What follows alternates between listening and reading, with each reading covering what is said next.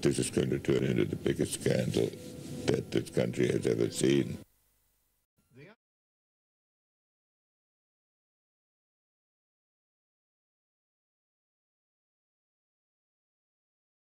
Bush sold about $800,000 worth of stock in the company while he was a member of the company's audit committee, and while the company internally knew that they had serious financial problems.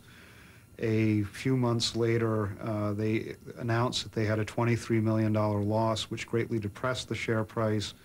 Regular investors, were hurt by this. Would you take on the charge that you were 8 months late with an $850,000 stock sale report?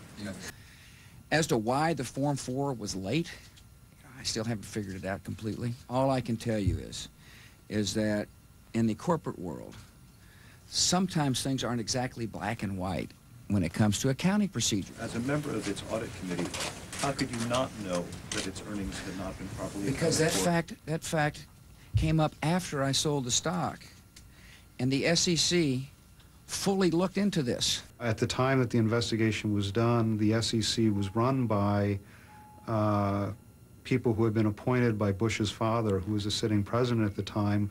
One of those people, the counsel for the SEC, had actually been George W. Bush's lawyer.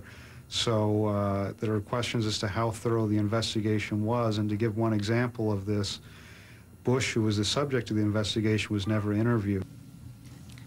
And so again today, I'm calling for a new ethic of personal responsibility in the business community. My administration will do everything in our power to end the days of cooking the books, shading the truth, and breaking our laws.